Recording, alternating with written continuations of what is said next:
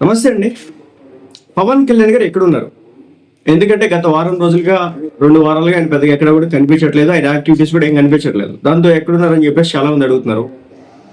ఆయన చాలా కమిట్మెంట్స్ అయితే ఉన్నాయన్నమాట సినిమాల విషయంలో. ముఖ్యంగా హరిహర వీరబాలు సినిమా ఆల్మోస్ట్ రిలీజ్కి సిద్ధమవుతోంది. జూలై 25వ తారీఖున రిలీజ్ కాబోతోంది.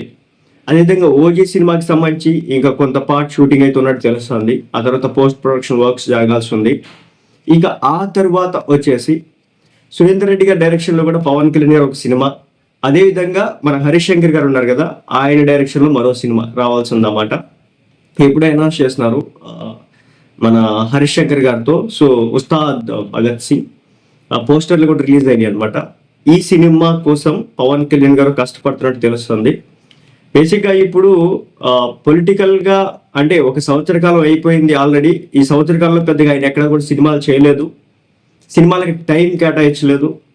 గత 5-6 సంవత్సరాలుగా సెట్స్ మీద ఉన్నటువంటి సినిమాలు ఉన్నాయి ఈ విషయంలో. మరి ముఖ్యంగా ఒక సినిమా తీస్తున్నారంటే 1 సంవత్సరంన్నరలో పెద్ద సినిమా అయితే తీసేయచ్చు. కానీ సంవత్సరాలు మరి ఫైనాన్సర్స్ ఏమైపోవాలి, ప్రొడ్యూసర్లు ఏమైపోవాలి? సో మరి వాళ్ళని ఆదుకోవాలి కదా. అందులో భాగంగా పవన్ కళ్యాణ్ గారు ఇప్పుడు వచ్చేసి ఏంటంటే ఆయన సినిమాల మీద పూర్తి కాన్సన్ట్రేట్ చేయడం అయితే జరుగుతుంది అనమాట. సో అందులో భాగంగానే కొంచెం రాజకీయాలకి అయితే గ్యాప్ ఇచ్చినట్టు కనిపిస్తుంది. సినిమాల్లో పూర్తిగా నిమగ్నం అయిపోయినారు.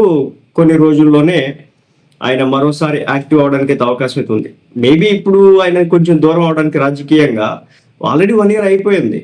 ఆల్మోస్ట్ అన్ని శాఖలు ఆయన కంట్రోల్ ఉన్నాయి అనమాట. అంటే ఆయన పోర్ట్ఫోలియో కింద ఉన్నాయి కాబట్టి ఆయన గురించి మంచి న్యూస్, పెద్ద న్యూస్ వచ్చినప్పుడు తప్పనిసరిగా రియాక్ట్ అవుదాం. మేజర్ న్యూస్ అయితే ఆయనకి సంబంధించలేదు. మీరు చూడండి, మనకి ఇంపార్టెంట్ ఏంటి? కూటమి. పవన్ కళ్యాణ్ గారు ఏం చెప్తున్నారు?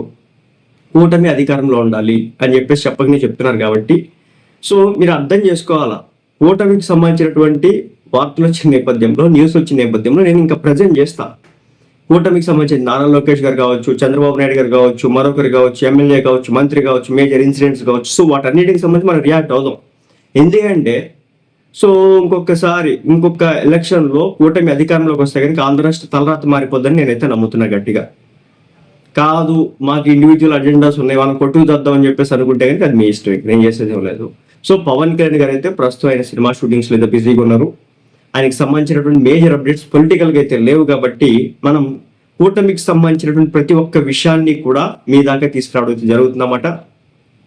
కాబట్టి పవన్ కళ్యాణ్ గారి గురించి అప్డేట్ వచ్చినప్పుడు, ఆయన సినిమాలకు సంబంధించిన అప్డేట్ వచ్చినప్పుడు నేను తప్పనిసరిగా మీకు చెప్తాను అనమాట, తెలియజేస్తాను.